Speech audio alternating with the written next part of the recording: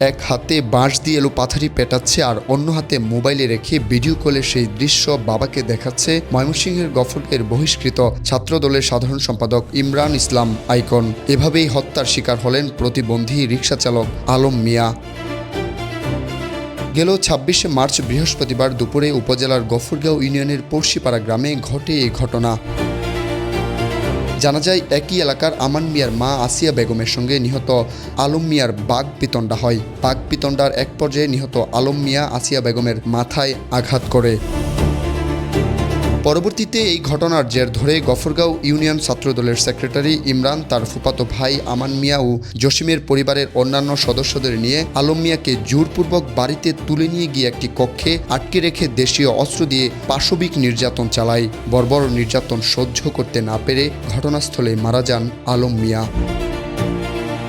Extreme মশার coil plant fibre দিয়ে তৈরি, তাই সহজে ভাঙে না, সুগন্ধিযুক্ত ও নিরবিচ্ছিন্নভাবে জ্বলে। ডেঙ্গু, চিকুনগুনিয়া বাহি সহ যে কোনো মশার বিরুদ্ধে দেয় এক্সট্রিম সুরক্ষা। আলমের মৃত্যু নিশ্চিত হলে ঘাতকরা মরদেহ উঠানে ফেলে রেখে বাড়িতে তালা ঝুলিয়ে পালিয়ে যান।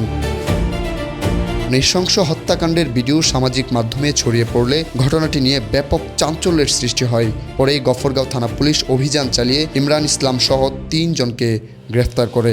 পালাইছে। পরে এটা যখন আমাদের ফোন দিছে ১টা-১.৫টার দিকে, আমি আবার তাৎক্ষণিকভাবে গেছি। যাওয়ার পরে ওখানে আবার কিছু ভিডিও ফুটেজ ছিল ওরা মারার সময়, ওইটা দিয়ে আবার আসামি শনাক্ত করে আমরা ৩ জন আসামি ধরে ফেলছি। মূল আসামি যেটা, এর নাম হচ্ছে ইমরান হোসেন, যে বেশি পিটাইছে, ভিডিও ভাইরাল হয়েছে তার। ওই আসামি অ্যারেস্ট করছি। আবার যে লাঠি দিয়ে মারছে ওইটাও আমরা উদ্ধার করছি।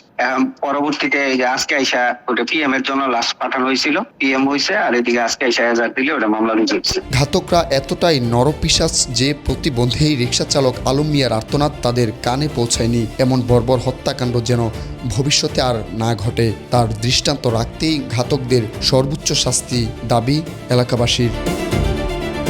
সাব্বির রেহান, কালের কণ্ঠ, গফরগাঁও, ময়মনসিংহ।